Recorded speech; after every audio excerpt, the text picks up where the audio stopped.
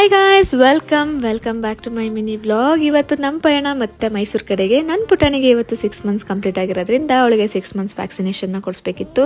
ನಾವು ತಿಂಡಿ ತಿಂದೇ ಹೋಗಿರೋದ್ರಿಂದ ಅಲ್ಲೇ ತಿಂಡಿನ ಮುಗಿಸ್ಕೊಂಡು ಹಾಸ್ಪಿಟಲ್ ಕಡೆ ಹೋದ್ವಿ. ಬಟ್ ನನಗಿನ್ನ ಮುಂಚೆ ತುಂಬ ಜನ ಬಂದಿದ್ದರು, ಸೊ ವೆಯ್ಟ್ ಮಾಡಬೇಕಿತ್ತು. ವೆಯ್ಟ್ ಮಾಡಿ ವ್ಯಾಕ್ಸಿನ್ನ ತಗೊಂಡು ವ್ಯಾಕ್ಸಿನ್ ಕೊಡಿಸಿ ಹೋಗೋಣ ಅನ್ನೋಷ್ಟರಲ್ಲಿ ಮಧ್ಯಾಹ್ನನೇ ಆಗೋಗಿತ್ತು. ಹೊಟ್ಟೆ ಹಸಿತಿತ್ತಲ್ಲ, ಬೇಗ ಮನೆಗೆ ಹೋಗಿ ಊಟ ಮಾಡೋಣ ಅಂದರೆ ನಮ್ಮಪ್ಪ ಅಲ್ಲಿ ಕೆಲಸ ಇದೆ ಇಲ್ಲಿ ಕೆಲಸ ಇದೆ ಅಂತ ಸುತ್ತಿಸ್ತಾನೆ ಇತ್ತು. ಸೊ ನನಗೆ ಸಿಟ್ಟು ಬಂದು ನಮ್ಮ ಅಪ್ಪನ ಜೊತೆ ಒಂದು ಸ್ವಲ್ಪ ಜಗಳ ಆಯಿತು. ಅದಕ್ಕೆ ನನ್ನ ಮುತ್ತಿ ಈ ಥರ ಇದೆ. ಜಗಳ ಎಲ್ಲ ಮುಗಿಸ್ಕೊಂಡು ಹೋಗೋಣ ಅನ್ನೋಷ್ಟರಲ್ಲಿ ಮತ್ತೆ ಒಂದು ಕಾಲು, ಪಾರ್ಸಲ್ ಇದೆ ಮೇಡಮ್ ತಗೊಳ್ಳಿ ಅಂತ. ಸೊ ಅಲ್ಲೋಗಿ ಪಾರ್ಸಲ್ನ ಕಲೆಕ್ಟ್ ಮಾಡಿಕೊಂಡು ನೆಕ್ಸ್ಟ್ ಹೆಂಗಿದ್ರು ಬಂದಿದ್ದೀವಿ.